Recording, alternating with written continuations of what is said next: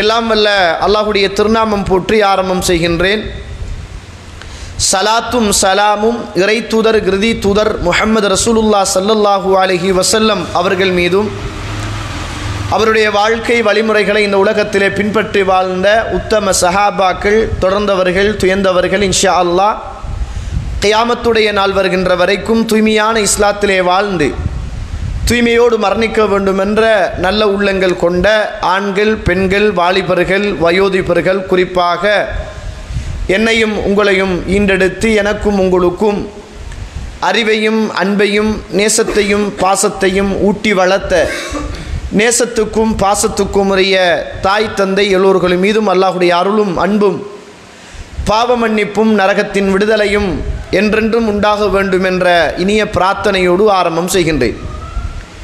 கண்ணியத்திற்கும் பெருமதிப்புக்கும் உரிய இஸ்லாமிய சகோதர சகோதரிகளே, அல்லாஹுடைய நல்லடியார்களே, அல்லாஹுடைய அருளால் மக்ரிபுடைய ஜமாஅத்தை தொழுதுவிட்டு இஷாவுடைய தொழுகையை தொழுவதற்காக காத்து கொண்டிருக்கின்ற இந்த நேரத்திலே, இடைப்பட்ட கிடைத்த இந்த நேரத்தில் இறைவனையும் இறை தூதரையும் பேச கேட்க அல்லாஹ் ரப்புல் ஆலமீன் ஒரு சந்தர்ப்பத்தை நமக்கு தந்திருக்கிறான் என்றால் அல்லாஹு தஆலா நம்மளை நேசிக்கிறான், விரும்புகிறான் என்பது அடையாளம். ஒரு நன்மையை தொடர்ந்து இன்னும் ஒரு நன்மை செய்வதற்கு ஒரு சந்தர்ப்பம் கிடைக்குது என்றால் அல்லாஹு தஆலா எங்களை நேசிக்கிறான் என்பது அடையாளம். அல் மஅசியா பஅதல் மஅசியா, ஒரு பாவத்துக்கு பின்னர் இன்னும் ஒரு பாவம் செய்வதற்கு சந்தர்ப்பம் கிடைக்குது என்றால் அல்லாஹு தஆலா நம்மளை தண்டிக்கிறான் என்பது அடையாளம். அல்ஹம்துலில்லாஹ், ஒரு தொழுகையை தொழுதுவிட்டு அல்லாஹுவையும் அல்லாஹுடைய தூதரையும் கேட்டுக்கொண்டு இருந்து இன்ஷா அல்லாஹ் இஷாவுடைய தொழுகையையும் இமாம் ஜமாஅத்தோடு தொழுவதற்கு ஒரு வாய்ப்பு கிடைக்குது என்றால் அல்லாஹுடைய தூதரோடு சஹாபாக்கள் ஒரு நாள் மக்ரிபுடைய தொழுகையை தொழுதுவிட்டு அமர்ந்து கொண்டிருக்கிறார்கள்.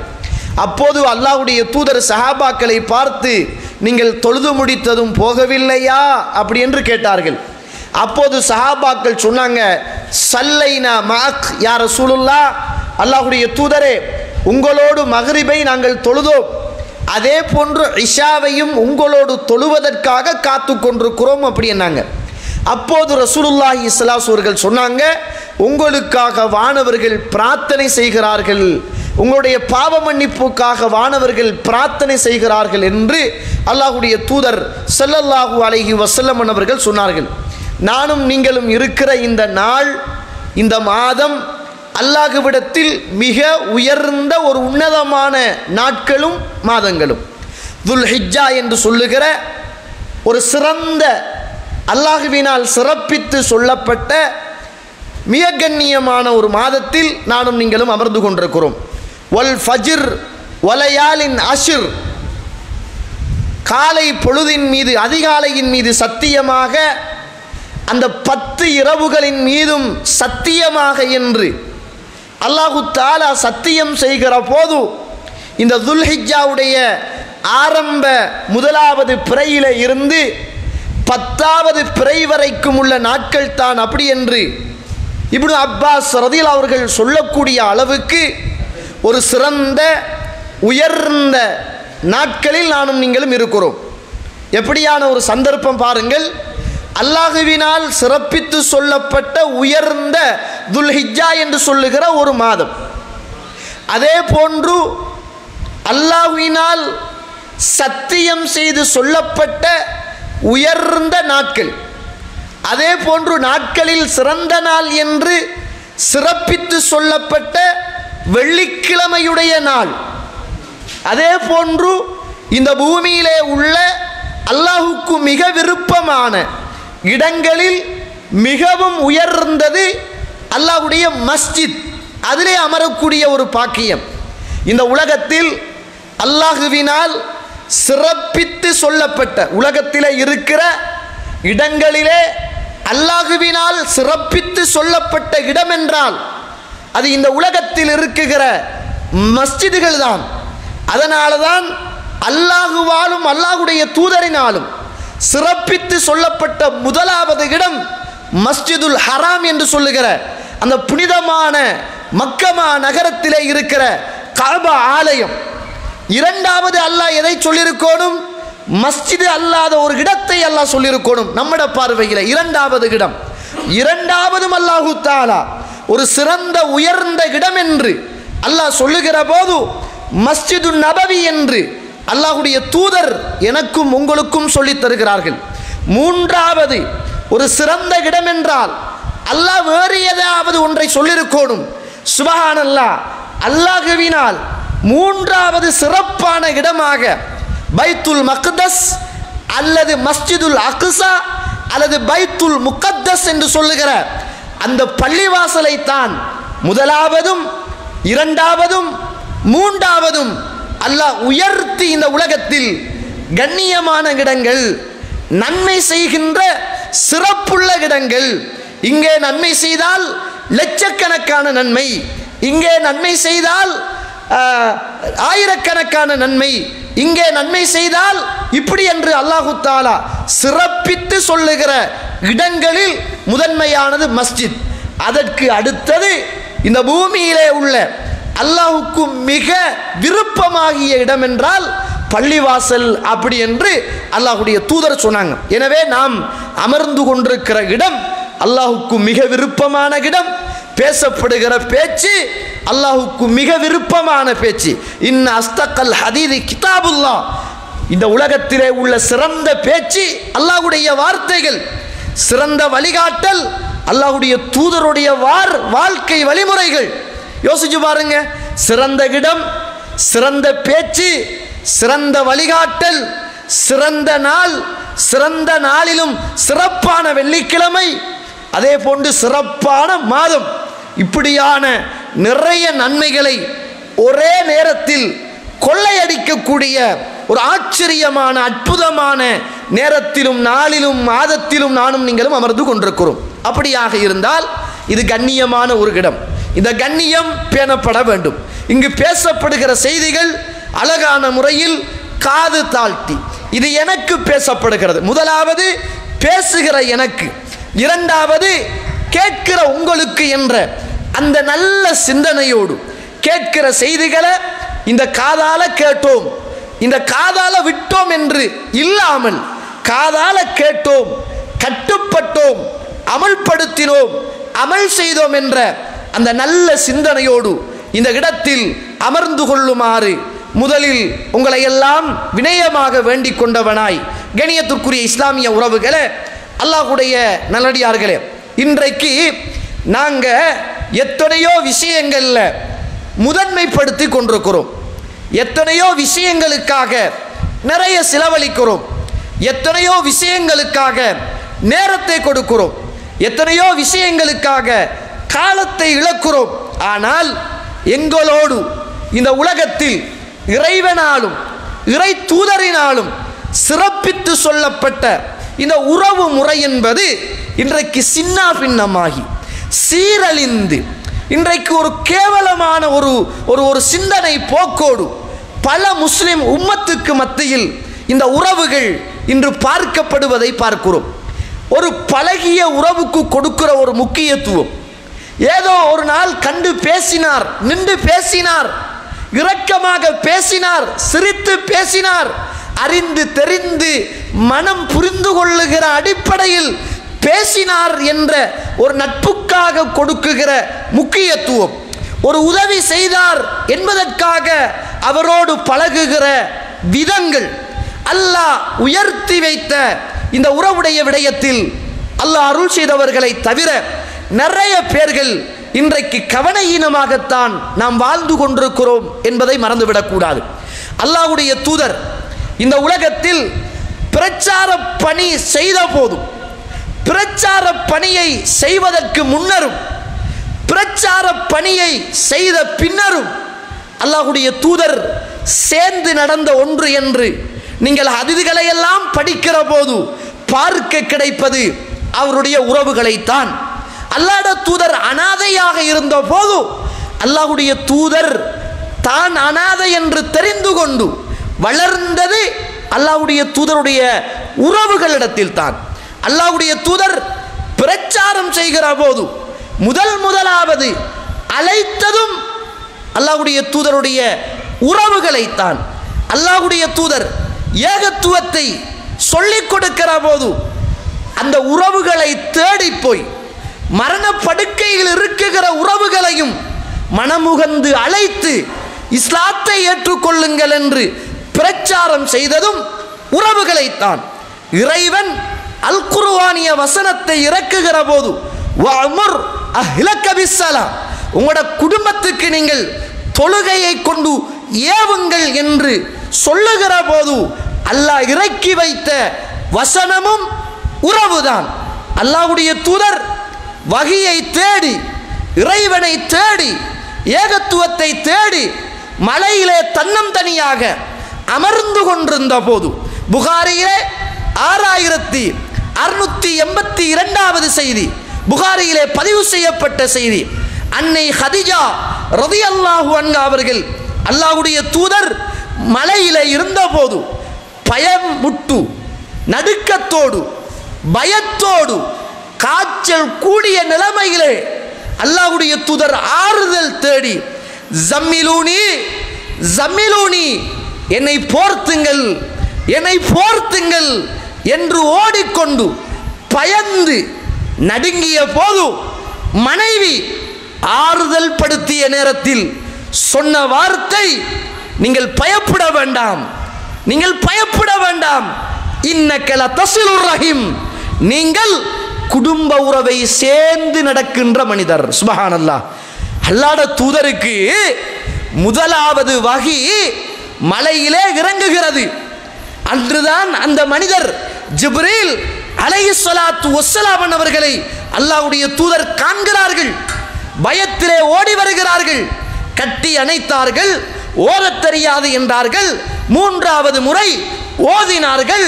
பயத்தோடும் நடுக்கத்தோடும் அல்லாஹ்வுடைய தூதர் மனைவியிடத்தில் ஓடி வந்து என்னை போத்தம்மா என்னை போத்தம்மா என்று சொன்னபோது முதலாவதாக அந்த மனைவி கொடுத்த ஒத்தனம் என்ன தெரியுமா? லா யுஹ்ஸிகல்லாஹு அபதா, அல்லாஹ் உங்களை ஒரு காலமும் கைவிட மாட்டான், கேவலப்படுத்த மாட்டான், பயப்படாதீர்கள். ஏன் தெரியுமா? அல்லாஹ் உங்களை கேவலப்படுத்த மாட்டான். ஏன் தெரியுமா? அல்லாஹ் உங்களை கைவிட மாட்டான். இன்னக லதஸிலுர் ரஹீம், நீங்க குடும்ப உறவுண்டா துடிச்சுக்கிட்டு இருப்பீங்களே, குடும்பத்தோடு நீங்க சேர்ந்து வாழ்வீங்களே, குடும்பத்தை நீங்க அவ்வளவு அனுசரிப்பீங்களே, எப்ப பார்த்தாலும் என்ற உறவு என்ற உறவு என்ற உறவு என்று துடிப்பீர்களே, அப்படிப்பட்ட ஒரு நல்ல உயர்ந்த பண்பாடு உள்ள பழக்க வழக்கங்கள் நிறைந்த குடும்பத்தை இந்த உலகத்தில் சேர்ந்து நடந்த ஒரு உன்னத மனிதரப்பா நீங்கள், கவலைப்படாதீங்க, அல்லாஹ் உங்களை கைவிட மாட்டான் என்று முதலாவது ஆறுதல் 5 சொன்னாங்க. அல்லாஹ் கைவிட மாட்டான் என்று சும்மா சொல்லல, காரணத்தை சொல்லித்தான் சொன்னா மனைவி காரணத்தை சொல்றா. ஏன் தெரியுமா? உங்களை அல்லாஹ் கைவிட மாட்டான், உறவுகளை சேர்ந்து நடக்கிறீர்கள். 2வது உண்மை பேசுகிறீர்கள், உண்மையத்தான் பேசுவீங்க. 3வது விருந்து கொடுப்பீங்க. 4வது கஷ்டப்படுகிறவர்களுடைய சுமைகளை சுமந்து கொள்வீர்கள். 5வது பாதிக்கப்பட்ட மக்களுக்காக நீதி பெற்றுக் கொடுப்பதற்காக அந்த பாதிக்கப்பட்ட மக்களின் பக்கம் நீங்கள் நிற்பீர்கள். சுப்ஹானல்லாஹ். நம்மட மாப்பிள்ளைய பார்த்து நம்மட மனைவியால இப்படி ஒரு நற்சான்று கொடுக்க முடியுமா? 5 விஷயத்தை சொன்னான் மனைவி. கணவனுக்கு ஆறுதல் சொல்ற போது 5 விஷயத்தை சொல்றா. அதுல முதலாவது, அல்லாஹ் உங்களை கேவலப்படுத்த மாட்டான், கைவிட மாட்டான், கவலைப்படாதீர்கள். காரணம் முதலாவது, நீங்கள் இன்னக லதஸிலுர் ரஹீம், குடும்ப உறவை சேர்ந்து நடக்கிற உயர்ந்த மனிதர் நீங்கள். 2வது அப்படின்னா ரசூலுல்லாஹ் நபி பட்டம் கிடைப்பதற்கு முன்னரே குடும்பத்தை சேர்ந்து நடக்கக்கூடிய ஒரு மனிதராகத்தான் இந்த உலகத்தில் வாழ்ந்திருக்கிறார்கள். வஹி வருவதற்கு முன்னரே குடும்ப உறவுகளோடு இங்கிதமாக இதமாக பண்பாக நல்ல முறையில் நடக்கக்கூடிய உயர்ந்த குணத்தோடு தான் இந்த உலகத்தில் அல்லாஹ்வுடைய தூதர் இருந்திருக்கிறார்கள் என்பதை நானும் நீங்களும் மறந்துவிடக்கூடாது. வகை வந்ததன் பின்னர் பிரச்சாரம் செஞ்சாங்க ரசூலுல்லாஹ். குடும்பத்தை கூப்பிட்டாங்க ரசூலுல்லாஹ். வீடு வீடாக போனாங்க ரசூலுல்லாஹ். உறவுகளை அழைத்தாங்க ரசூலுல்லாஹ். பேறுகளை சொல்லி கூப்பிட்டாங்க ரசூலுல்லாஹ். ஏற்றுக்கொள்ளவில்லை என்பதற்காக அல்லாஹ்வுடைய தூதர் பிரிந்திருந்த வரலாறை காண முடியவில்லை. ஏற்றுக்கொள்ளல, அவங்க வரல அப்படி என்று ரசூலுல்லாஹ் பிரிஞ்சு போகல. தன்னை கடைசி வரைக்கும் பாதுகாத்த அபூ தாலிபுக்கு அல்லாஹ்வுடைய தூதர் கடைசி நிமிடம் வரைக்கும் இந்த லா இலாஹ இல்லல்லாஹ் என்று சொல்லுகிற இந்த வார்த்தையை சொல்லிக்கொண்டே இருந்தார். அவரோடு நல்ல முறையில் நடந்தார். ஆனால் அபூ தாலிபுடைய கடவுளையோ அவருடைய வணக்கத்தையோ அவருடைய வணக்க வழிபாடையோ அல்லாஹ்வுடைய தூதர் செய்யல. ஆனால் குடும்ப உறவை விட்டும் பிரியல்ல. குடும்ப உறவோடு வாழ்ந்தார். அதனால தான் மௌத்தாகிற தருணத்தில் பெரியப்பாவுக்கு பக்கத்தில் போய் நின்று, பெரியப்பா லா இலாஹ இல்லல்லாஹ் சொல்லுங்கப்பா என்று சொல்லுவதற்கு அல்லாஹ்வுடைய தூதருடைய உறவு முறை மிக உன்னதமான ஒன்றாக இருந்திருக்கிறது என்பதை நானும் நீங்களும் மறந்துவிடக்கூடாது. அடுத்தது வாங்க, இந்த உறவை இஸ்லாம் எப்படி பார்க்குதுன்னு பாருங்க. எந்த இடத்துல வச்சு பார்க்குதுன்னு பாருங்க. சுபஹானல்லாஹ், புகாரியில 6018வது செய்தி, புகாரியில பதிவு செய்யப்பட்ட செய்தி. அல்லாஹ்வுடைய தூதர் உங்களோடும் என்னோடும் பேசுகிறார். நான் சொல்லுகிற செய்தி வஹியோடு சம்பந்தப்பட்ட செய்தி. ரொம்ப கவனமாக காது தாழ்த்தி கேளுங்கள்.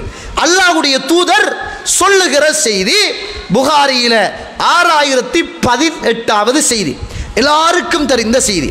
மன்கான யுமினு பில்லாஹி வல் யௌமில் ஆகிர், யார் அல்லாஹுவையும் மறுமை நாளையும், என்ன இது ஈமான், என்ன இது அல்லாஹ்வை ஏற்றுக்கொள்வது, மறுமை நாளை நம்புவது, ஆமன்து பில்லாஹ் வ மலாயிகா வ குதுபிஹி என்று ஒரு சுலிஹி வல் யௌமில் ஆகிர், அல்லாஹுவை நம்புவது மறுமை நாளை நம்புவது என்பது ஈமானுடைய மிக பிரதானமான கடமைகள்.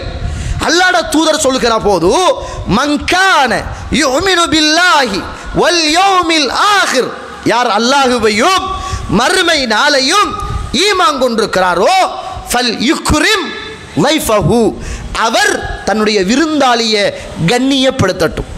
வீட்டுக்கு ஒரு விருந்தாளி வந்தா அவரை கண்ணியப்படுத்தோடும், அவருக்கு இருக்கிறத கொடுக்கோடும், அவரோடு பேசோடும், அவரோடு இங்கிதமாக நடக்கணும், அவருடைய முகத்தை பார்த்து சிரிக்கணும், அவருக்கு தேவையான நம்மளால முடிந்த உதவிகளை அவருக்கு நாம் செய்து கொடுக்கணும். ரசூலுல்லாஹ் சொல்லிட்டு சொல்றாங்க, மன்கான யுமினு பில்லாஹி வல் யௌமில் ஆகிர், யார் அல்லாஹுவையும் மறுமை நாளையும் ஈமான் கொண்டிருக்கிறாரோ ஃபல் யஸில் ரஹிமஹு, அவருடைய குடும்ப உறவை சேர்ந்து நடக்கட்டும். எப்படி சொல்றாங்க? எதோட ரசூலுல்லாஹ் சேர்த்து சொல்றாங்க? ஈமானோடு, அல்லாஹுவோடு, மறுமை நாளோடு. நீங்கள் அல்லாஹுவை நம்பினால், மறுமை நாள் உண்மை என்று நீங்கள் ஏற்றுக்கொண்டால், உங்கள்கிட்ட இருக்க வேண்டிய உன்னதமான பண்பு நீங்கள் விருந்தாளிகளை கண்ணியப்படுத்துவதும், நீங்கள் அல்லாஹுவையும் மறுமையும் ஏற்றுக்கொண்டால் உங்களிடத்தில் இருக்க வேண்டிய மிக பிரதானமான பண்பு ஃபல் யஸில் ரஹிமஹு, உங்களுடைய குடும்ப உறவை நீங்கள் சேர்ந்து நடக்க வேண்டும். எதோட இஸ்லாம் பேசுகிறது? அதுக்கு பிறகுதான் மன்கான யுமினு பில்லாஹி வல் யௌமில் ஆகிர் ஃபல்யகுல் கைரன் அவு லியஸ்முத், அல்லாஹுவையும் மறுமை நாளையும் நீங்கள் ஈமான் கொண்டால் பேசினா நல்லதை பேசுங்க, இல்லையா வாய் மூடி மௌனமாக இருங்க. இது நம்ம நல்லதை தவிர எல்லாத்தையும் பேசுகிறோம். தொழுவார், ஜும்மா தொழுவார், தொழுதுட்டு வந்தாருண்டா அலாய் பலாய் தான். ஒரு சகல்ல தின்னுவார், திண்டுட்டு வந்தா ஒண்டா இறைச்சி பிச்சு திண்டவனுடைய இறைச்ச தின்னாம போறதுக்கு மனசு வாரல்ல. கோழி பிச்சு தந்தவனுடைய அந்த இறைச்ச தின்னாம போறதுக்கு மனசு வாரல்ல. ஒரு சகல்ல இருக்கிறான், அல்லாஹ்வை ஈமான் கொண்டவன், ஒரு சகல்ல இருக்கிறார், மறுமை நாளை ஈமான் கொண்டவர். ஒரு சகல்ல இருக்கிறார், கொள்கைக்காக ஒன்று சேர்ந்தவர். ஒரு சகல்ல இருக்கிறார், ஒரே தாய் வழி, ஒரே தந்தை வழி, உறவுக்காரர். என்ன செய்ய? சகல்ல போய் மாட்டிக்கிட்டேன். என்ன செய்ய? இந்த முசீபத்து பிடிப்பா இங்க வந்து உட்காருவான்னு யாருக்கு தெரியும்? என்ன செய்ய? சோத்துக்காக வேண்டி போய் இருந்ததுதான். இவன் வருவான்னு தெரிந்தா வந்திக்க மாட்டேன். என்ன செய்ய? கண்டா பேசணுமே, அதனால பேசின. முகத்தை முறிக்க இயலாதே, அதனால முகத்தை பார்த்த. சலாம் சொல்றது கடமையே, அதனால சொல்லிக்கொண்ட. அதுதான் திண்டது வெளியில வந்த. அவன் இறைச்சி பிச்சு தந்த, அந்த இறைச்சையும் திண்ட, அவண்ட இறைச்சையும் திண்ட என்று சொல்லுகிற அளவுக்குத்தான் இன்றைக்கு மார்க்கம் பேசுகிற, கொள்கைகள் பேசுகிற, இபாதத்துக்கள் செய்கின்ற, தொழுகின்ற, நோன்பு பிடிக்கின்ற, பயான் கேட்குகிற, நிர்வாகம் செய்கின்ற, அல்லாஹுவை பயந்தோம் என்று இந்த உலகத்தில் வாழுகின்ற நிறைய உறவுகளுடைய பண்பாடு இப்படித்தான் இருக்கிறது. இல்லாம ரஹிம் அல்லாஹ், அல்லாஹ் அருள் செய்தவர்களை தவிர. கண்ணியத்திற்குரிய இஸ்லாமிய உறவுகளே, அல்லாஹ் இந்த உறவை சாதாரண இடத்துல வச்சு அல்லாஹ் பேசல. இந்த உறவை அல்லாஹு தஆலா ஈமானுடைய தரத்தில் வைத்து பேசுகிறான். மறுமை நாளுடைய தரத்தில் வைத்து அல்லாஹு தஆலா இந்த உறவை பேசுகிறான். புகாரியில 4830வது செய்தி, அல்லாஹ்வுடைய தூதர் பேசுகிற செய்தி. என்னோடும் உங்களோடும் அல்லாஹ்வுடைய தூதர் பேசுகிற ஒரு செய்தி. இந்த உறவு அல்லாஹுவோடு பேசியதாம். அல்லாஹுவோடு இந்த உறவு பேசியது என்றால் இந்த உறவுடைய கண்ணியம், மகத்துவம், சிறப்பு, அல்லாஹ்விடத்தில் உள்ள மதிப்பு எவ்வளவு எப்படி என்பதை நீங்கள் புரிந்து கொள்ளுங்கள்.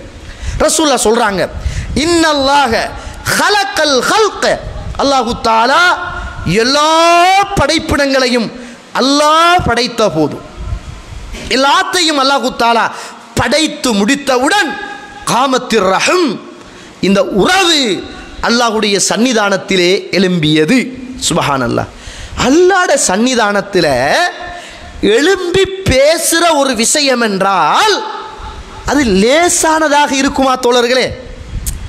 அது சும்மா கணக்கெடுக்கப்படாத ஒரு விஷயமாகவா இருக்கும்?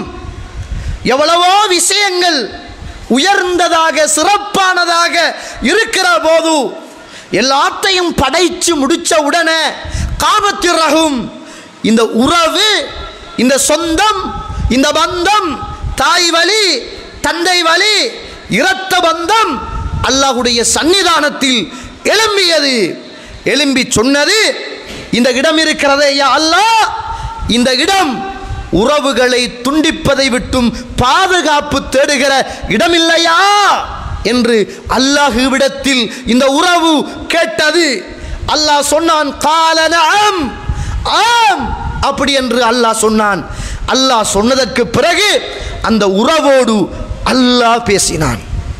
அந்த உறவோடு அல்லாஹ் பேசினான்.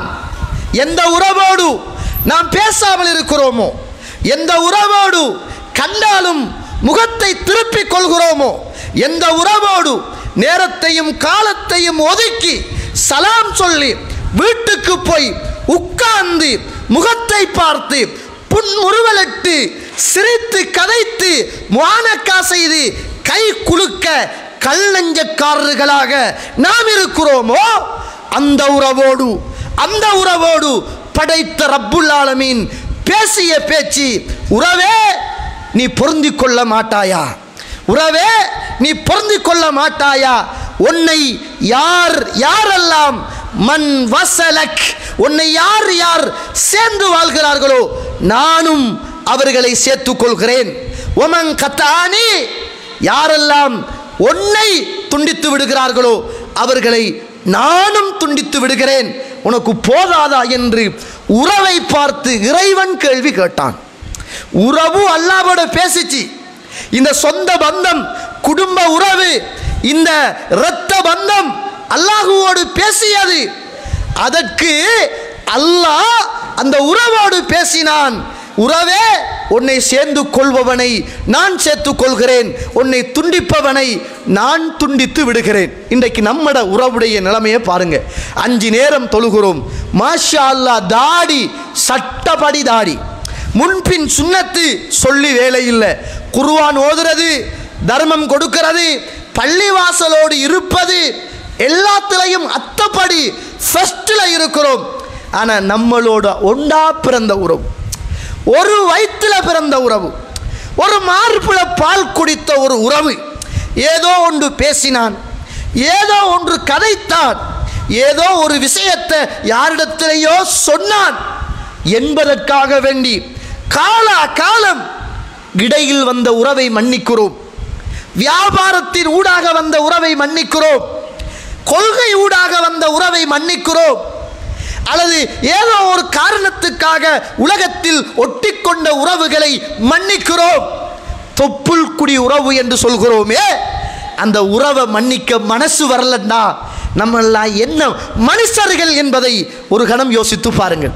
ஒரு தாயுடைய வயிற்றில் பிறந்து, ஒரு தாயுடைய மார்பில் பால் குடித்து, ஒரு தந்தைக்கு பிள்ளையாக இந்த உலகத்தில் பிறந்து வளர்ந்து, சொத்து வந்தது, கல்யாணம் கட்டினோம், மனைவியை கண்டோம், மனைவியின் குடும்பத்தை கண்டோம், மச்சான்மாரை கண்டோம், மைனிமாரை கண்டோம், ஒரு ஹோட்டல் திறந்திருக்கிறோம் அல்லது ஒரு வியாபாரம் செய்கிறோம், ஏதோ குடும்பத்துக்குள்ள ஒரு சின்ன விஷயத்தை ஒரு பூதாகரமாக தம்பி செய்தான், அண்ணன் செய்தான், அக்கா செய்தால், தங்கச்சி செய்தால் என்பதற்காக காலம் பெருநாள் வந்தால் மாத்திரம் முவானக்காவும் முசாபாகவும் ஊருக்கும் உலகத்துக்கும் காட்டிக்கொள்ள, ஆனால் கல்புல கல்லவிட மோசமான இருட்டறைகளாக நெஞ்சறைகளை வைத்துக் கொண்டு தொழுவதிலும் நோன்பு நோட்பதிலும் தான தர்மங்கள் கொடுப்பதிலும் என்ன பயன் இருக்கிறது?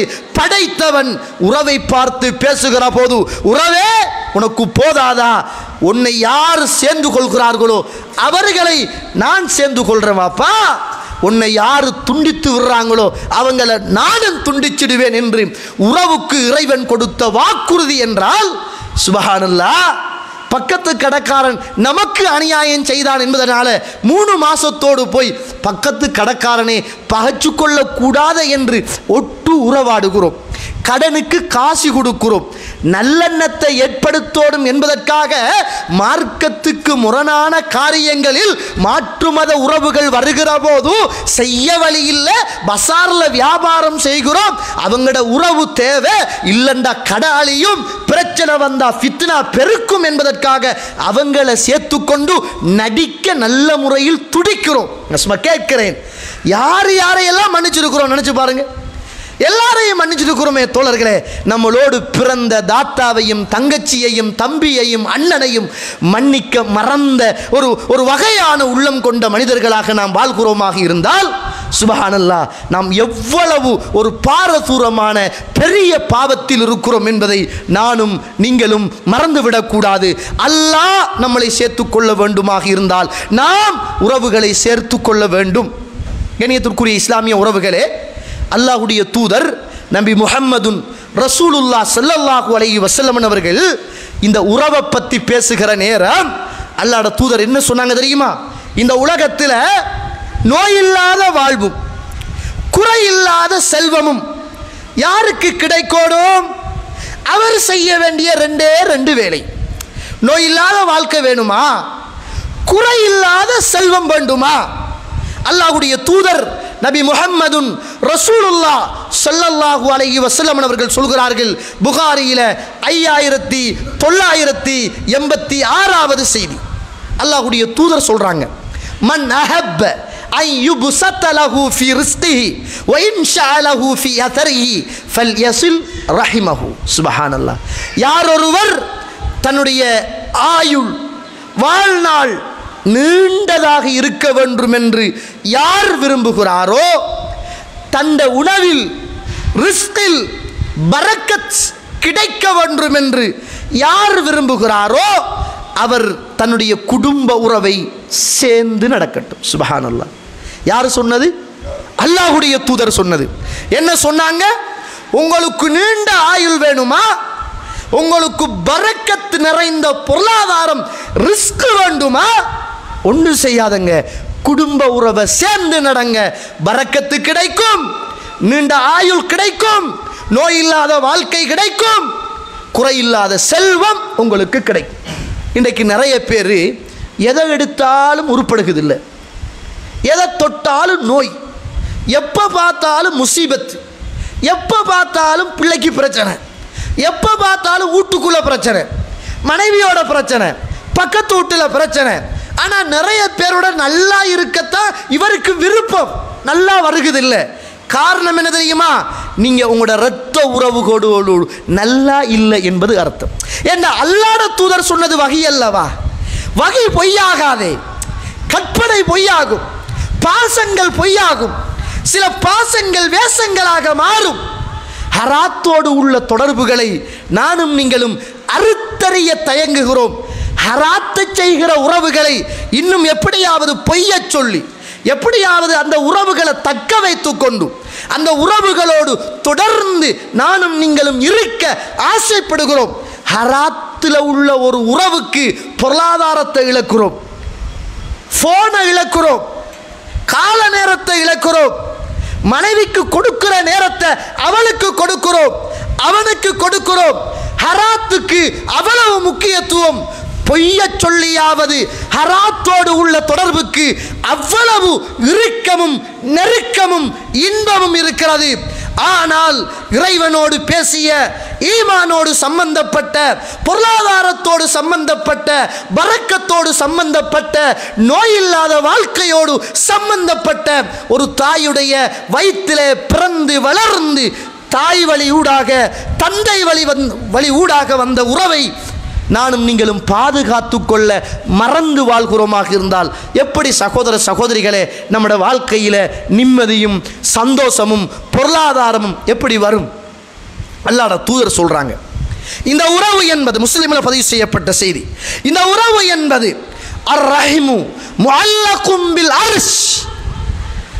எங்க கொள்கை வைக்கப்பட்டிருக்கு தெரியுமா? இந்த உறவு அல்லாஹ் இருக்குகிற அர்ஷிலே இந்த உறவு கொள்கை வைக்கப்பட்டிருக்கிறது என்று அல்லாஹ்வுடைய தூதர் சொன்னார்கள்.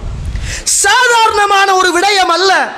இப்படி ஒரு செய்தியை நீங்கள் ஹதீஸ்களில் காண முடியாது. அல்லாஹ் இருக்குகிற அர்ஷிலே கொள்கை வைக்கப்பட்டிருக்கிறது.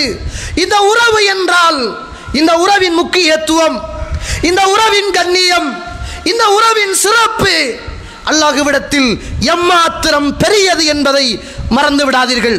தகூலு, அந்த உறவு சொல்கிறது, மன் வஸலனி வஸலஹுல்லாஹ், யார் என்னை சேர்த்துக் கொள்கிறார்களோ அவர்களை அல்லாஹ் நீ சேர்த்துக்கொள். வமன் கத்தானி கத்தாஹுல்லாஹ், யா அல்லாஹ் என்னை யாரெல்லாம் துண்டித்து விடுகிறார்களோ அவர்களை நீயும் துண்டித்து விடு என்று அல்லாஹ்வுடைய அரிசிலே கொள்கை வைக்கப்பட்டிருக்கின்ற அந்த உறவு பேசுகிறது என்று அல்லாஹ்வுடைய தூதர் சொன்னார்களாக இருந்தால் இந்த உறவு என்பது இது சாதாரணமான ஒரு விடயமா என்பதை நானும் நீங்களும் மறந்துவிடக்கூடாது. சிறப்பான மாதத்தில் இருக்கிறோம், சிறப்பான நாட்களில் இருக்கிறோம், ஒரு சிறப்பான அரஃபாவுடைய நாளை எதிர்பார்த்து காத்து கொண்டிருக்கிறோம். ஒரு சிறப்பான இந்த சமூகம் செய்கின்ற ஹஜ்ஜுடைய கடமைகளுக்காக மக்கள் எல்லாம் காபாவுடைய ஆலயம் செல்லக்கூடிய இந்த காட்சியை கண்ணால் பார்த்து கொண்டிருக்கிறோம். அந்த ஹஜ்ஜத்துல் வதா அல்லது ஹஜ்ஜத்துல் விதா என்று சொல்லுகிற அந்த இடத்தில் அல்லாஹ்வுடைய தூதர் மரணிப்பதற்கு முன்னர் செய்த உபன்யாசங்களிலும் ஒன்று இந்த உறவை பற்றி அல்லாஹ்வுடைய தூதர் பேசினார்களே. ஜாஹிலியத்துடைய எண்ணங்களையும் செயற்பாடுகளையும் வணக்கங்களையும் வண்ணங்களையும் கலாச்சாரத்தையும் என்ற காலுக்கு கீழே வைத்து நான் மிரிச்சு இல்லாமல் ஆக்கிறேன் என்று இறை தூதர் பிரகடனப்படுத்தினார்களே. நான் கேட்கிறேன், நம்மெல்லாம் இந்த மாசத்தை பற்றி பேச, இந்த நாளை பற்றி பேச நமக்கெல்லாம் என்ன தகுதி இருக்கிறது என்பதை ஒரு கணம் நானும் நீங்களும் யோசிக்க வேண்டிய மிக கட்டாய கடமையில் இருக்கிறோம் என்பதை மறந்துவிடக்கூடாது. நஹ்மது வ ஸல்லி அலா ரசூலில் கரீம். அம்மா பாத். கணியத்திற்குரிய இஸ்லாமிய சகோதர சகோதரிகளே, அல்லாஹ்வுடைய நல்லடியார்களே, உறவுகளுடைய விடயத்தில் நாம் எந்த இடத்தில் இருக்கிறோம், நான் எப்படியான சிந்தனைகளோடு இந்த உலகத்தில் வாழ்கிறோம்.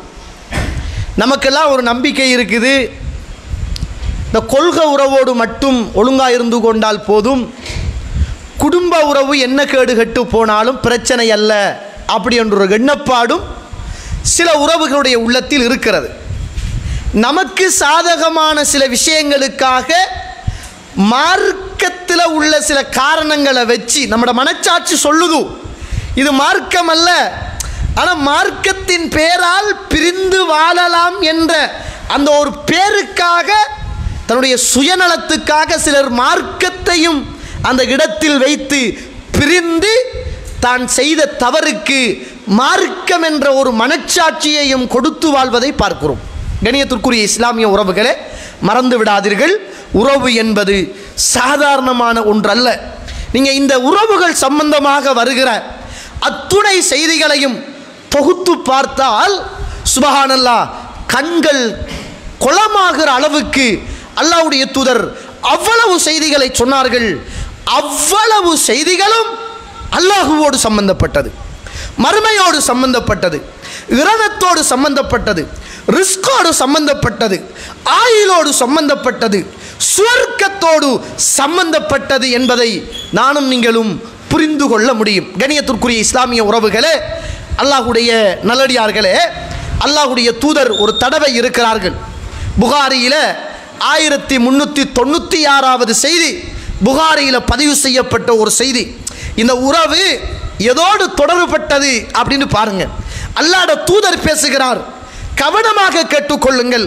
ரசூலுல்லாஹ் என்னோடும் உங்களோடும் அல்லாஹ்வுடைய தூதர் பேசுகிற பேச்சு. அல்லாஹ்வுடைய தூதர் ஒரு தடவை இருக்கிற போது ஒரு மனிதர் வருகிறார்.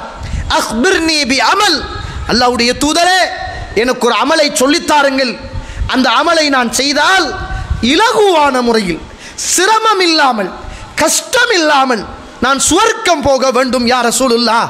அப்படிப்பட்ட ஒரு சிறந்த இலகுவான லேசான ஒரு அமலை, ஒரு இபாதத்தை எனக்கு சொல்லித்தாருங்கள். அல்லாஹ்வுடைய தூதர் அந்த மனிதரை பார்த்து கேட்குறாங்க, மாலகு மாலகு, இவருக்கு என்ன ஆச்சு என்ன ஆச்சு? இவர் நிறைய பொருளாதாரம், நிறைய வசதி வாய்ப்புகளோடு இருந்து வாழக்கூடிய ஒரு மனிதர் அல்லவா, இவர் ஏன் லேசாக சுவர்க்கம் போகணும் என்ற கேள்வியை இவர் ஏன் கேட்கிறார்? அல்லாஹ்வுடைய தூதர் அந்த மனிதரை பார்த்து அல்லாஹ்வுடைய தூதர் சொன்னாங்க, அந்த அபுதுல்லாஹ், அல்லாஹுவை நீ வணங்க வேண்டும், அவனுக்கு எதனையும் நீ இணை வைக்க கூடாது, நீ ஜக்காத்தை கொடுக்க வேண்டும் என்று அல்லாஹ்வுடைய தூதர் சொல்லிவிட்டு, மூன்றாவது சுவர்க்கம் போவதற்கு இறை தூதர் சொன்ன ஒரு வழி என்ன தெரியுமா? நீ அந்தசிலுர் ரஹீம், குடும்ப உறவுகளை நீ சேர்ந்து வாழ வேண்டும். சுப்ஹானல்லாஹ், குடும்ப உறவுகளை நீ சேர்ந்து வாழு, நீ தொழுது வா, இறைவனுக்கு எதனையும் இணை வைக்காதே, ஜக்காத்தை நிறைவேற்று, இலகுவான முறையில் நீ சுவர்க்கம் போவா என்று அல்லாஹ்வுடைய தூதர் அந்த மனிதருக்கு சொன்னார்களாக இருந்தால், கண்ணியத்திற்குரிய இஸ்லாமிய உறவுகளே, நான் சொன்ன ஹதீதுகளை இப்படி தொகுத்து பாருங்க.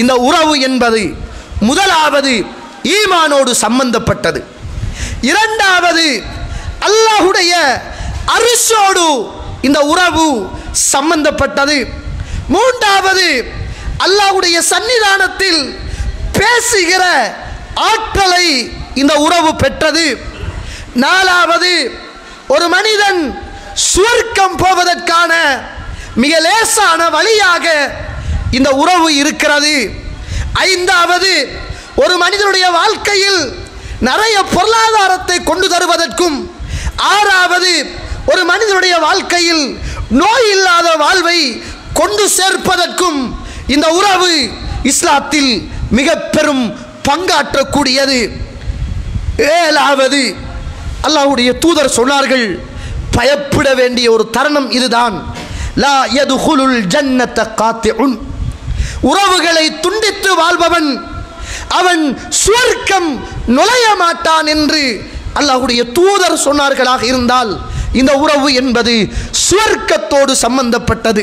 ஒரு மனிதனை சுவர்க்கத்துக்கு கொண்டு போவதற்கும் சுவர்க்கத்திலே இருந்து அவனை தூரமாக்குவதற்கும் இந்த உறவு அல்லாஹ் உயர்த்தி வைத்த மிக உன்னதமான ஒரு உறவு என்றால் கண்ணியத்துக்குரிய இஸ்லாமிய உறவுகளே, மனச்சாட்சியோடு இதை கேட்டுக்கொண்டிருக்கின்ற, இங்கு உட்கார்ந்து கேட்டுக்கொண்டிருக்கின்ற நானும் நீங்களும் நம்முடைய உறவு முறைகள் எல்லாம் இதய சுத்தியோடு, காரண காரியங்கள் இல்லாமல், கசப்பட்ட நெஞ்சோடு, கலக்கமற்ற மனசோடு நீங்கள் கொஞ்சம் யோசித்து பாருங்கள். உங்களுடைய தாய் அழுகிறாள், என்னுடைய 2 பிள்ளைகளும் ஒழுங்கான முறையில் பேசுகிறாங்க இல்லையே, 2 பேரையும் பேலன்ஸ் பண்ணி கொள்ள முடியலையே, அவன் அங்கே கல்யாணம் முடிச்சுட்டு போனான், அதோ பிரிஞ்சான், இவன் இங்கே கல்யாணம் முடிச்சுட்டு போனான், இதோ பிரிஞ்சான்.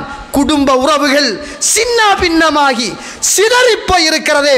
ஒரு பெருநாள் வந்தால் பெத்த தாயுடைய வீட்டில் முகத்தை பார்த்து ஒரு நாளை செலவழித்து உறவுகள் உட்கார்ந்து போன்களை தொலைவு தூரத்தில் வைத்துவிட்டு உம்மாவை பார்த்து வாப்பாவை பார்த்து தந்தையுடைய அந்தஸ்தில் இருக்குகிற அண்ணனை பார்த்து அண்ணனோடு அக்காவோடு தம்பியோடு சாட்சி பெரியம்மா என்று சொல்லுகிற அந்த இரத்த பந்தங்களோடு என்னால் முகத்தை பார்த்து பேசி கதைச்சி சிரிச்சு நிம்மதியாக என்னால் உட்கார முடிகிறதா என்பதை ஒவ்வொரு உறவுகளும் மனச்சாட்சியோடு கேட்டு பாருங்கள்.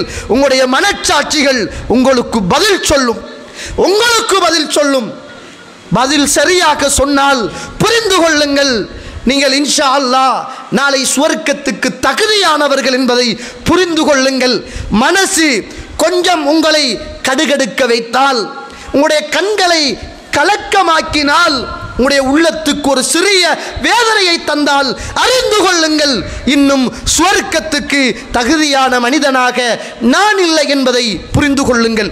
இப்போ உங்களுக்கெல்லாம் ஒரு கேள்வி வரும், நாங்கள் நிறைய சேர்ந்து போகத்தான் நினைக்கிறோம், ஆனால் அவங்க பிதஅத்து செய்கிறாங்க, அவங்க ஷிர்க்கு செய்கிறாங்க, அவங்க கத்தம் கொடுக்குறாங்க, அவங்க கந்தூரி கொடுக்குறாங்க, அவங்க மார்க்கத்தில் இல்லாத பொல்லாத எல்லா காரியத்தையும் செய்கிறாங்க, கானாத்துக்கு எங்களுக்கே பேர்த்டே சாப்பாடு அனுப்புகிறாங்க, கந்தூரி சாப்பாடு அனுப்புகிறாங்க, கத்த சாப்பாடு அனுப்புகிறாங்க, நாங்கள் கொள்கைவாதிகள், மார்க்கத்தில் உறுதியானவர்கள், நாங்கள் அவங்களோடு சேர்ந்து கொள்றல்ல, மார்க்கத்துக்காகத்தான் என்று நீங்கள் உங்களுடைய மனசுக்கு மனச்சாட்சி இந்த மார்க்கத்தின் பேரால் சொல்வீர்களாக இருந்தால் அதோ பிழை என்பதை புரிந்து கொள்ளுங்கள். அதுதான் பிழை என்று இருக்குமாக இருந்திருந்தால் அல்லாஹ்வுடைய தூதர் அபூ தாலிபுடைய இறுதி நேரத்தில் ஏன் தலைமாட்டில் இருந்து கொண்டு பெரியப்பா லா இலாஹ இல்லல்லாஹ் சொல்லுங்கள், நான் உங்களுக்காக அல்லாஹ்விடத்தில் பரிந்து பேசுவேன் என்று மரண நேரத்தில் கூட இன்னக லா தஹ்தி மன் அஹ்பப்த வலக்கின் அல்லாஹ் யஹ்தி மை யஷா, நபியே நீங்கள் நினைக்கக்கூடியவர்களுக்கெல்லாம் ஹிதாயத்தை கொடுக்க முடியாது, நாம் யாருக்கு நாடுகிறோமோ அவர்களுக்குத்தான் ஹிதாயத்தை கொடுப்போம் என்று சொல்லுகிற வரைக்கும் அல்லாஹ்வுடைய தூதர் பேசிக்கொண்டுதானே இருந்தார்கள், கதைத்து கொண்டுதானே இருந்தார்கள், அழைத்து கொண்டுதானே இருந்தார்கள். அல்லாஹ்வுடைய தூதர் ஓடவில்லையே, ஒளியவில்லையே, இரத்த உறவை துண்டிக்கவில்லையே. ஆனால் அவர்களுடைய வணக்கத்திலும், அவர்களுடைய வணக்க வழிபாடுகளிலும், அவர்களுடைய மாட்டு மத கலாச்சாரத்திலும் அல்லாஹ்வுடைய தூதர் பங்கெடுத்து கொள்ளல்லப்பா.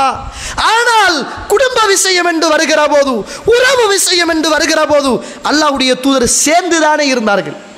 அதனால தானே அபூ தாலிப் ஒரு காபிராக இருந்தும் ஈரக்கொழுந்து என்று சொல்லுகிற தன்னுடைய மகள் ஃபாத்திமா ரலியல்லாஹு அன்ஹா அவர்களை அல்லாஹ்வுடைய தூதர் தன்னோடு தஅவா பிரச்சாரத்தில் இணைந்து கொண்ட அந்த அலி இப்னு அபீ தாலிப் ரலியல்லாஹு அவர்களுக்கு திருமணம் முடித்து கொடுப்பதற்கு அல்லாஹ்வுடைய தூதருடைய மனசு வந்தது என்றால், குடும்ப உறவுகளோடு அல்லாஹ்வுடைய தூதருடைய நெருக்கமும் இரக்கமும் எப்படி இருக்கிறது.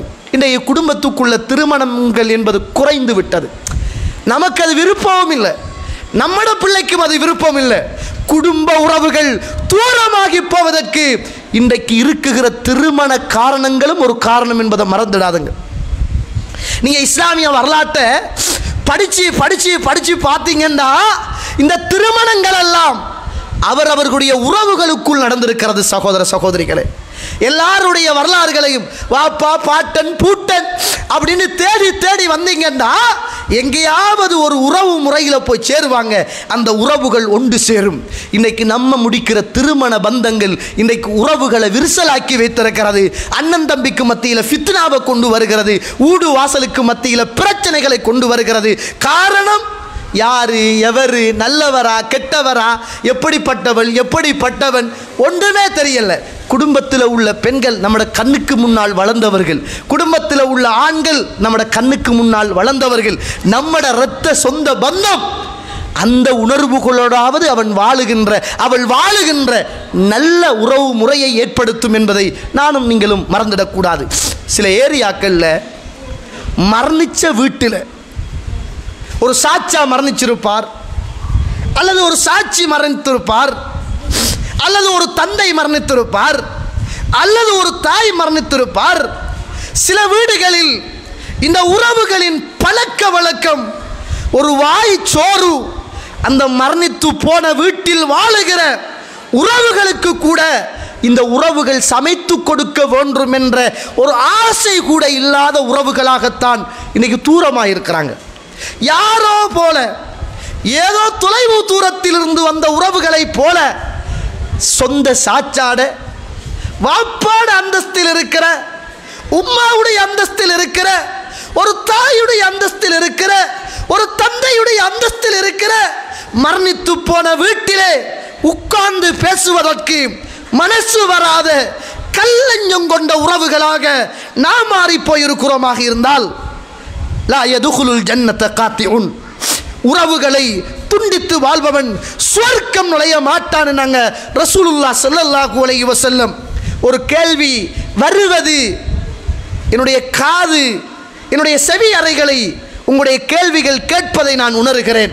நிறைய சேர்றோம் மௌலவி, நிறைய நல்லா இருக்கணும்னு நினைக்கிறோம் மௌலவி, ஆனால் அவங்க எங்களை கவனிக்கிறாங்கல்ல, ஆனால் எங்களை அவங்க மதிக்கிற இல்லை, நாங்கள் கொடுத்தா கூட அவங்க பெருசாக அலட்டி கொள்கிற இல்லை, என்ன செய்ய அப்படின்னு கேட்பது என்னுடைய காதுக்குள் அந்த கேள்விகள் கேட்டுக்கொண்டே இருக்கிறது. அல்லாஹ்வுடைய தூதர் சொன்னார்கள், புகாரியில் 5991வது செய்தி, அல்லாஹ்வுடைய தூதர் என்னோடும் உங்களோடும் பேசுகிறார்.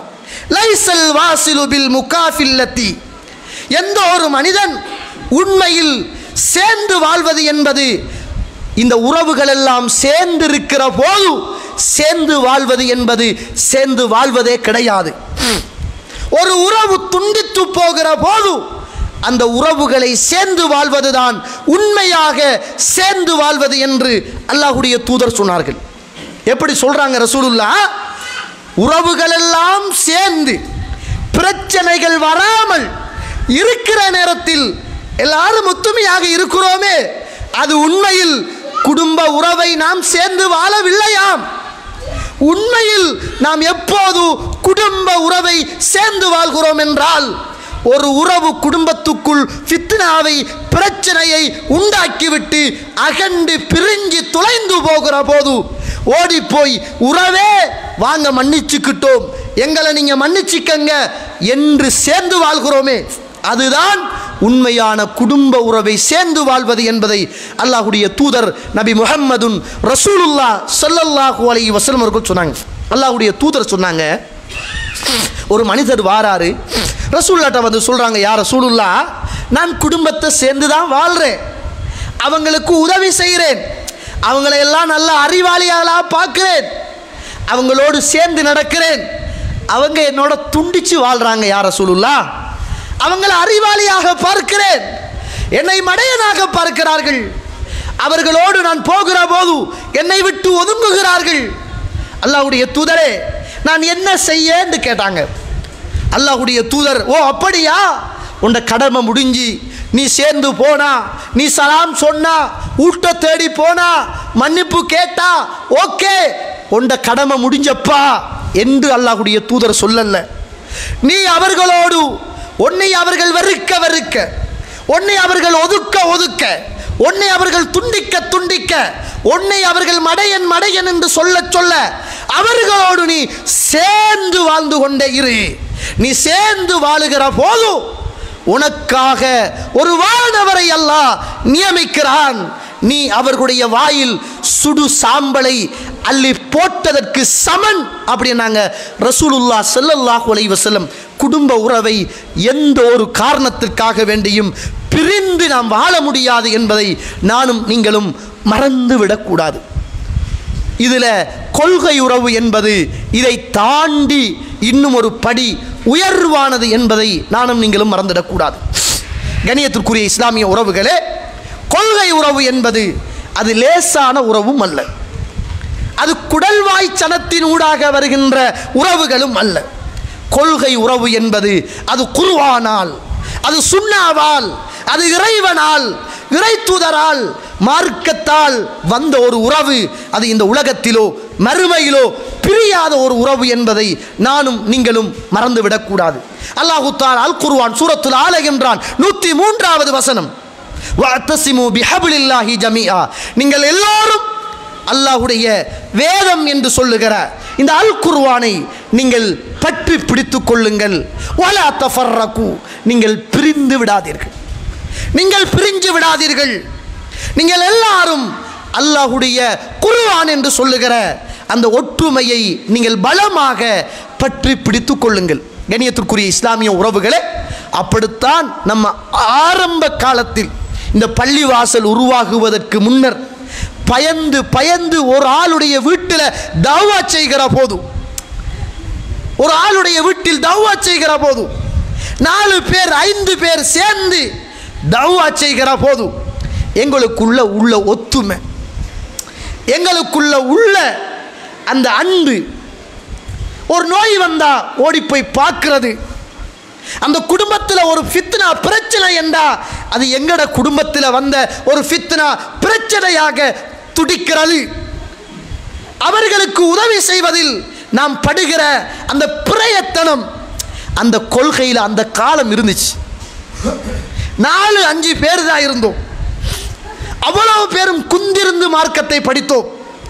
குர்ஆன் சுன்னா என்றால் ஊரை விட்டு ஓடி போனோம். இரவு நேரங்களில் யாரையாவது ஒரு படி வேணுல, பைக்கில், ஒரு ஆட்டோவில்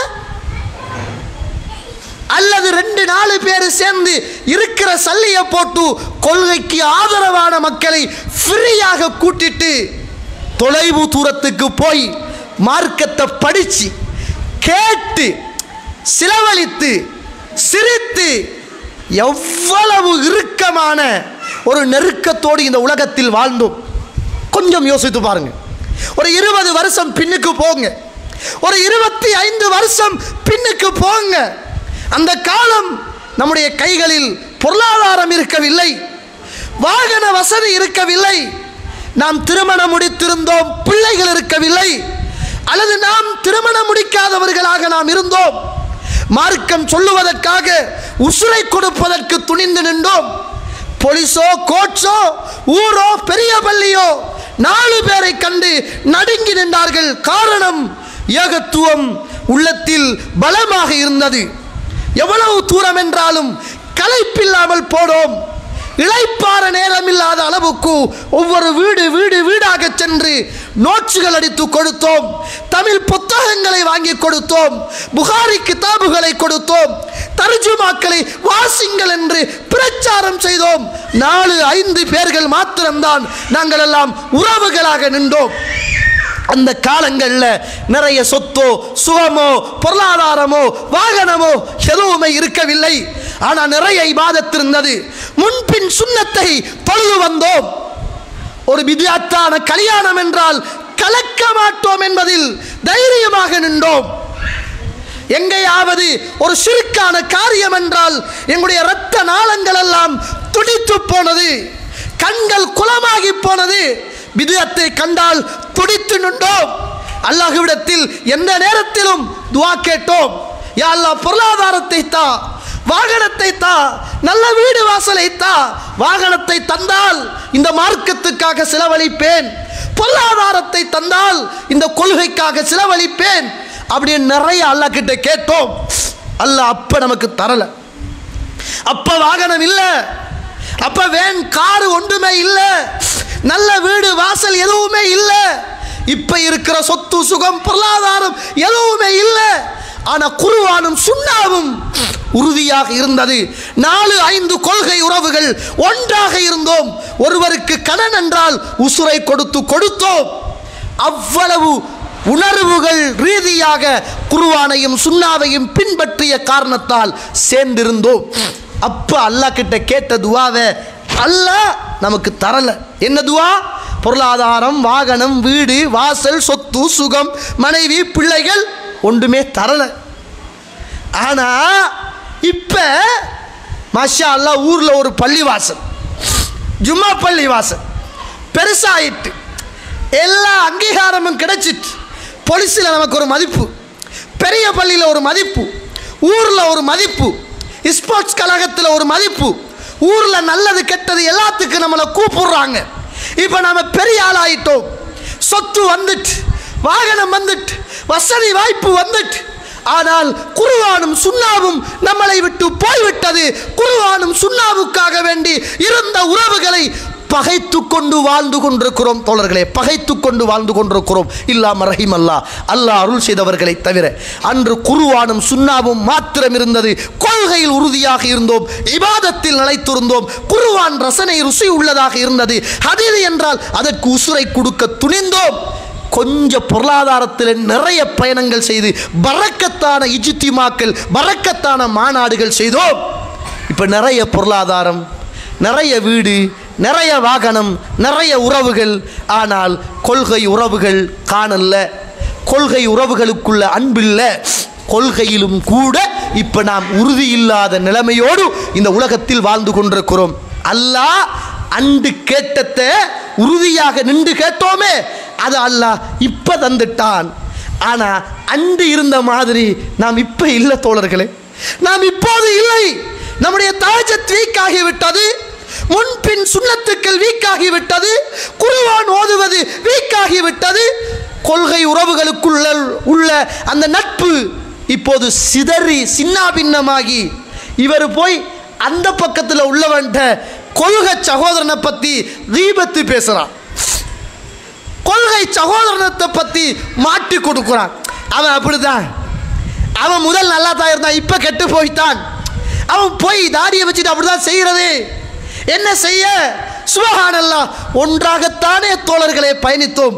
ஒரு சகனில் சாப்பிட்டுட்டு இங்கால வந்து அவனை பற்றி பேசுறதுக்கும் கதைக்கிறதுக்கும் நம்மட மனசு எப்படி இடம் கொடுத்துச்சு தோழர்களே, எப்படி இடம் கொடுத்துச்சு. அன்றோ முஸ்அப் இப்னு உமைர் ரலியல்லாஹு அன்ஹு 25வது வயதில் இஸ்லாத்தை ஏற்றுக்கொண்டார். சாதாரணமான மனிதர் அல்ல. தாய் மக்காவிலே உள்ள உயர்ந்த கோடீஸ்வரி, உயர்ந்த கோடீஸ்வரி. உம்மோட பாசம் எப்படி தெரியுமா? உம்மோட பாசம் எப்படி தெரியுமா? மகன் முஸ்அப் இப்னு உமைர் தூங்குவார். மகனுக்கு விருப்பமான உணவை முஸ்அப் இப்னு உமைர் தூங்கி கண்முழிக்கிற போது உம்மா சமைச்சு காத்துக்கிட்டு இருப்பாங்க. மகன், உங்களுக்கு விருப்பமான சாப்பாட்டை செஞ்சு வச்சிருக்கிறேன் அப்படி என்று. யமனிலே உள்ள ஒரு பிரதேசத்தில் செய்கிற ஒரு சப்பாத்து, அதை வரவழைத்துத்தான் அம்மா முஸ்அப் இப்னு உமைருக்கு சிலிப்பரை கொடுப்பாங்க, போடு அப்படின்னு. உயர்தரமான ஆடைகள். ஒரு சந்தைக்கு முஸ்அப் போனால் போயிட்டு திரும்ப வந்துட்டாருண்டா, அந்த சந்தையில் இந்த முஸ்அப் பூசிட்டு போன வாசம் வீசும்.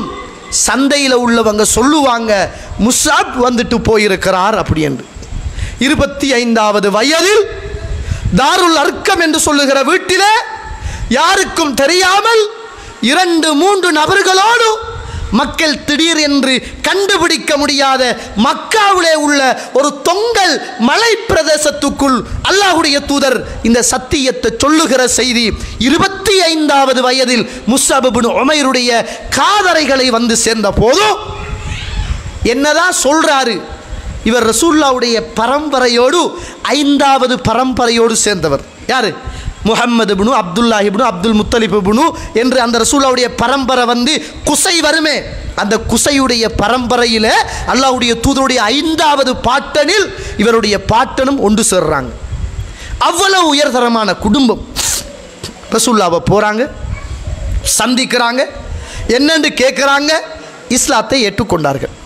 இஸ்லாத்தை ஏற்றுக்கொண்ட உடனே உம்மாவுக்கு சரியான கவலை, நம்மட பிள்ளை இந்த மார்க்கத்தை விட்டுட்டு அந்த மார்க்கத்துக்கு போய்த்தான் அப்படின்னு. உம்மா சொல்லி பார்த்தாங்க. அபு அசீஸ் என்ற ஒரு அண்ணன் இருந்தார்.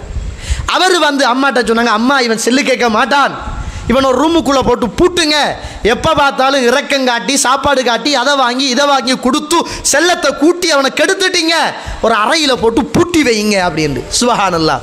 முஸ்அப் இப்னு உமைர் ஒரு அறைக்குள் பூட்டப்படுகிறார். இஸ்லாத்திலே முதலாவது ஹிஜ்ரத் அபிசீனியாவுக்கு போன ஹிஜ்ரத். அந்த ஹிஜ்ரத் போகிற போது முஸ்அப் இப்னு கேள்விப்படுறாரு, மக்கள் எல்லாம் அபிசீனியாவுக்கு போகிறாங்க. மதீனாவுக்கு போனதல்ல முதலாவது ஹிஜ்ரத். முதலாவது போன ஹிஜ்ரத் அபிசீனியாவுக்கு போனது தான் முதலாவது ஹிஜ்ரத். அதுக்கப்புறம் ரசூலுல்லாஹ் தாயிபுக்கு போனாங்க. மூணாவது ரசூலுல்லாஹி ஸல்லல்லாஹு அலைஹி வஸல்லம் மதீனாவுக்கு போனாங்க. அது மூணாவது ஹிஜ்ரத். ரசூலுல்லாஹ் 2 தடவைகள் இந்த ஹபஷாவுக்கு அபிசீனியாவுக்கு போய் ஆக்கள் அனுப்பியிருக்கிறாங்க, 2 ஹிஜ்ரத்துக்கள். அதுக்கு பிறகு தான் மதீனாவுடைய ஹிஜ்ரத். இந்த ஹிஜ்ரத்து போகிறத கேள்விப்பட்ட முஸ்அப் இப்னு உமைர் வீட்டுக்குள்ளே இருந்து ரகசியமாக ஓடி வந்து எப்படியாவது ஊட்ட விட்டு ஊரை விட்டு அபிசீனியாவுக்கு போயிடுவோம் அப்படின்னு வாரார். அவர் வார நேரம் அவருக்கு பக்கத்தில் உள்ள ஒரு நபித்தோழர் சொல்கிறார், ஆமிர் ரலியல்லாஹு அவர்கள் என்று நான் நினைக்கிறேன், சொல்கிறாரு, நான் முஸ்அபை பார்த்தேன். முஸ்அப் எந்த விதமான பாதணிகளும் இல்லாமல் அந்த கல்லுகளும் முள்ளுகளும் நிறைந்த அந்த கட்டாந்தரையிலே அவர் நடந்து வந்ததை நான் கண்டேன். ஒரு அழகான மனிதர், மிக நீட்டமானவரும் அல்ல குள்ளமானவரும் அல்ல, அவ்வளவு ஒரு பசுந்தான ஒரு மனிதர், வெள்ளை தோற்றமுடையவர், அழகு நிறைந்தவர், சரியான சொஃப்டான மனிதர். அவர் பாதணிகள் எல்லாம் யமனில இருந்து அழைத்து அவங்களுடைய அம்மா கொடுத்து வளர்த்த ஒரு பிள்ளை. இஸ்லாத்தை ஏற்ற போது முஸ்அப் இப்னு உமைர் அபிசீனியா போவதற்காக எனக்கு பக்கத்தால் வந்தார். அவருடைய காலை நான் பார்த்தேன், கல்லுகளும் முள்ளுகளும் குத்தி அவருடைய கால்களிலே இருந்து இரத்தங்கள் பீரிட்டு பாய்ந்தது. நான் வேதனை பொறுக்க முடியாமல் என்னுடைய காலிலே கிடந்த அந்த சிலிப்பரை தூக்கி நான் முஸ்அப் இப்னு உமைருக்கு நான் கொடுத்தேன் ரலியல்லாஹு அன்ஹு. ஒரு கோடீஸ்வரராக வாழ்ந்த அந்த ஒரு மாமனிதர் இந்த உலகத்தில் சத்தியத்தை ஏற்றுக்கொண்ட போது சர்வசாதாரணமான ஒரு வேலையை போன்று சர்வசாதாரணமான கொள்கை உறவுகளோடு இந்த உலகத்தில் சேர்ந்து வந்த வரலாறு என்பது இஸ்லாம் கடந்து வந்த வரலாறு என்பதை மறந்துடாதுங்க. அபிசீனியாவில் இருந்து வந்ததற்கு பிறகு அல்லாஹ்வுடைய தூதர் நபி முஹம்மதுன் ரசூலுல்லாஹ் ஸல்லல்லாஹு அலைஹி வஸல்லம் முதலாவதாக மதீனாவுக்கு போன தாயி முஸ்அப் இப்னு உமைர். ரசூலுல்லாஹ் மதீனாவுக்கு முதலாவது 2 பேரை அனுப்பினார்கள். யார் தெரியுமா? ஒரு கோடீஸ்வரிக்கு பிறந்த இந்த முஸ்அப் இப்னு உமைரையும் கண் தெரியாத அப்துல்லாஹ் இப்னு உம்மி மக்சூம் ரலியல்லாஹு அன்ஹு அவர்களையும் தான் அல்லாஹ்வுடைய தூதர் மதீனாவுக்கு முதலாவதாக அல்லாஹ்வுடைய தூதர் இஸ்லாத்தை படித்து கொடுக்க ஆள் அனுப்பினார்கள். ஒவ்வொரு மதீனாவிலே உள்ள மூளை முடுக்குகளையும் இஸ்லாத்தை சொல்லி அங்குள்ள ஹவுஸ் ஹஸ்ரத் என்று சொல்லுகிற பெரும் அந்த கோத்திர பெருமைகள் நிறைந்திருந்த அந்த ஊருக்குள்ள எல்லாரையும் அல்லாஹுவையும் அல்லாஹ்வுடைய தூதரையும் ஏற்க வைத்து எல்லாருக்கும் இஸ்லாத்தை கொடுத்து அந்த நேரத்தில் அல்லாஹ்வுடைய தூதர் எப்போ வருவார், முஸ்அப் இப்னு உமைரே அல்லாஹ்வுடைய தூதர் எப்போ வருவார் என்று கேட்கிற அளவுக்கு அந்த சமூகத்தை மாற்றின பெருமை இவருக்கு தான் இருக்குது. முதலாவது மதீனாவில் ஹுத்பா ஓதின பெருமையும் முஸ்அப் இப்னு உமைருக்கு தான் இருக்குது. ஏன் சொல்ல வாரன் என்றால், இஸ்லாமிய வரலாற்றில் பத்ர் யுத்தம் நடக்குது. பத்ர் யுத்தம் நடக்கிற போது அந்த பத்ர் யுத்தத்தில் நிறைய வரலாறுகள் நடந்துச்சு. ரசூலுல்லாஹ்வுடைய மருமகன் எதிரியுடைய பக்கம் வந்து போராடினார். அதே போல பத்ர் யுத்தத்தில் முஸ்அப் இப்னு உமைருடைய அண்ணன் அபு அசீஸ் இப்னு உமைர் அபு அசீஸ் கலந்து கொள்கிறார். அந்த நேரத்தில் ஒரு இடத்தில் அபு முஹரிஸ் என்று சொல்லுகிற நபித்தோழர் முஸ்அப் இப்னு உமைருடைய அண்ணனை பிடிச்சு பின்னால கையை கட்டி வச்சிருக்கிறார். இப்படியே கை கட்டப்பட்டிருக்குது. இங்கே கவனிங்க, நீங்கள் அவர் வருவார் போவார் இறங்குவார். நீங்கள் இங்கே பாருங்க, முஸ்அப் இப்னு உமைருடைய கையை கட்டி அப்படியே வச்சுக்கிட்டு இருக்கிறாங்க. அந்த நேரத்தில் அபு அசீஸ் இப்னு உமைர் அந்த நேரத்தில் முஸ்அப் இப்னு உமைரை பார்த்து சொல்றார், அஹி சகோதரனே, இங்க பாரு, என்னை பிடிச்சு கட்டி வச்சிருக்கிறாங்கடா, உங்களோட ஆக்கள், நீங்க ஏதாவது பார்த்து உதவி செய்யேன் எனக்கு அப்படின்னு சகோதரனே அப்படின்னு கூப்பிட்டார். அந்த நேரத்தில் முஸ்அப் இப்னு உமைர் ரலியல்லாஹு அன்ஹு சொன்னாங்க, யாரு சகோதரன்? நீயா? நீ இல்லப்பா சகோதரன், இதோ இருக்கிறாரே முஹரிஸ், இவர்தான் என்ற சகோதரர் முஹரிஸ், அவர கையை பலமா கட்டுங்கள், அபு அசீஸுடைய கையை பலமா கட்டுங்க, அவர் சாதாரண மனிதர் அல்ல, மக்காவிலே இருக்கிறாரே அவருடைய உம்மா தாய் பெரிய கோடீஸ்வரி, நிறைய சொத்துக்களை வைத்திருக்கிறார், அவரை கட்டி போடுங்கள், அவர்கிட்ட இருந்து ஃபிதியாவாக, அவர்கிட்ட இருந்து தண்டப்பணமாக நிறைய சொத்துக்களை எடுக்கலாம் என்று முஸ்அப் இப்னு உமைர் ரலியல்லாஹு அவர்கள் தன்னோடு கூட பிறந்த சகோதரனை பார்த்து சொன்னார்களாக இருந்தால், கண்ணியத்திற்குரிய இஸ்லாமிய உறவுகளே, இந்த நேரத்தில் இரண்டு உறவுகளையும் புரிந்து கொள்ளோம். எந்த ஒரு காரணத்துக்காக வேண்டியும் குடும்ப உறவை ஒரு காலமும் பிரிந்து விடக்கூடாது. அடுத்தது, எந்த ஒரு காரணத்திற்காகவும் கொள்கை உறவுகள் நம்முடைய வாழ்க்கையில் பிரிந்து போகக்கூடாது. எப்போ நம்ம கொள்கை உறவுகளுக்குள்ள பலவீனம் அடைந்து போகிறோமோ அப்போ நினச்சிக்கங்க நம்முடைய தவ்வாவுடைய வீழ்ச்சி அப்படின்னு புரிஞ்சுக்கங்க. எப்போ குடும்ப உறவிலிருந்து நாம் தூரமாகிறோமோ அப்போ நினச்சிக்கங்க நமக்கு சுவர்க்கம், நம்மளோட பொருளாதாரம், நம்மளோட ஆயுள், இது எல்லாமே கெட்டு கெட்டு போகுது அப்படி என்று புரிந்து கொள்ளுங்கள். எனவே கண்ணியத்திற்குரிய இஸ்லாமிய உறவுகளே, அல்லாஹ்வுடைய நல்லடியார்களே, இந்த உலகத்தில் வாழ்கிற காலத்தில் உறவுகள் என்பது அது மிக பிரதானமான ஒன்று. தொழுகை, நோன்பு, சதக்கா, ஜக்காத்து, ஹஜ்ஜி என்பதைப் போல இந்த இரண்டு உறவுகளும் இரண்டு கண்களை போன்று. இந்த கண் பழுதாயினாலும் பிரச்சனை, இந்த கண் பழுதாயினாலும் பிரச்சனை. இந்த உலகத்தில் வாழ்வதற்கு இந்த இரண்டு கண்ணும் மிக பிரதானம் என்பதைப் போல கொள்கை உறவும் முக்கியமானது. அதே போன்று இரத்த உறவும் நமக்கு மிக முக்கியமானது என்பதை புரிந்து இரவு நேரத்தில் தூங்குகிற போது கொஞ்சம் யோசிங்க, நம்மெல்லாம் உறவுகளில் இருந்து எவ்வளவு தூரமாக இருக்கிறோம் என்பதை யோசிங்க. நம்மளோட உறவுகளை போய் கட்டி பிடித்து முத்தமிட்டு மன்னித்து மன்னிப்பு கேட்டு அவர்கள் மன்னிக்காவிட்டால் அல்லாஹ் மன்னிக்க மாட்டான். இது ஒரு சிறப்பான ஒரு மாதம். உலகத்தில் கேவலப்படலாம், உறவுகளில் கேவலப்படலாம், இறைவனுடைய சன்னிதானத்தில் நாம் கேவலப்பட்டு விடக்கூடாது என்பதை ஆழமாக உள்ளத்தில் பதிவு செய்து கொண்டு உறவுகளை சேர்ந்து வாழுகிற நல்ல உறவுகளாக அல்லாஹ் என்னையும் உங்களையும் ஆக்கி அருள் புரிவானாக. வாஹிர் தஅவானா அனில் ஹம்துலில்லாஹி ரப்பில் ஆலமீன். அஸ்ஸலாமு அலைக்கும் வரஹ்மத்துல்லாஹி வபரகாத்துஹு.